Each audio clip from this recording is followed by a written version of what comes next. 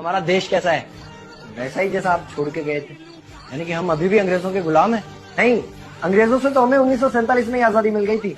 अच्छा, तो अब तो हमारे अपने लोग देश चलाते होंगे ना? हाँ, तब तो देश काफी आगे बढ़ गया होगा। जब हमारे अपने लोग देश चला रहे हैं तो गरीबी और भ्रष्टाचार का तो नाम ही नहीं होगा। सबको बराबर हक दिया जाता होगा, किसानों और मजदूरों का अच्छा ध्यान रखा जाता होगा ना? नहीं, ऐसा तो कुछ नहीं है। तो कैसा है बताना मुझे।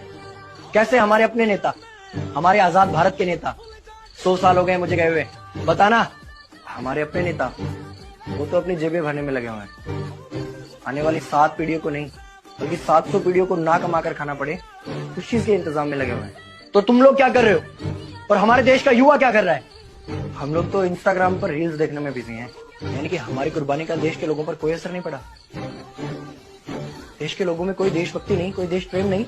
नहीं, ऐसा नहीं है। आपके लिए और देश के लिए बहुत प्रेम है भारत के लोगों के दिलों में। हर 15 अगस्त और 26 जनवरी को तिरंगा फहराते हैं, पूरे जोश के साथ भारत माता की जय बोलते हैं और आपकी डीपी भी लगाते हैं। और भारत और पाकिस्तान के क्रिकेट मैच के दौरान तो हमारी देशभक्ति पीक पर होती है। तुम इसे देशभक्ति समझते हो? तो फिर क्या है देशभक्ति? अगर तुम्हारी देशभक्ति समाज को सुधारने में, गरीबों को अच्छी शिक्षा या बराबर का हक नहीं दिलाती तो कोई काम की नहीं है तुम्हारी देशभक्ति। भ्रष्ट नेताओं और सरकार के खिलाफ आवाज उठाओ, लोगों को एकजुट करो।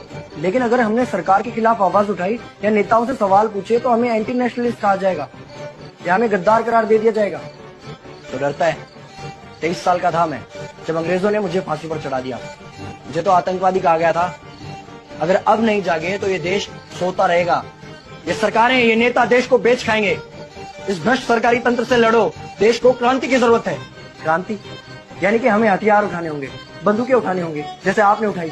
नहीं, हमारी क्रांति विचारों की थी। जब अंग्रेजी हुकूमत ने हमारी आवाज नहीं सुनी तो हमने और जोर से आवाज लगाई और अपने विचार रखे।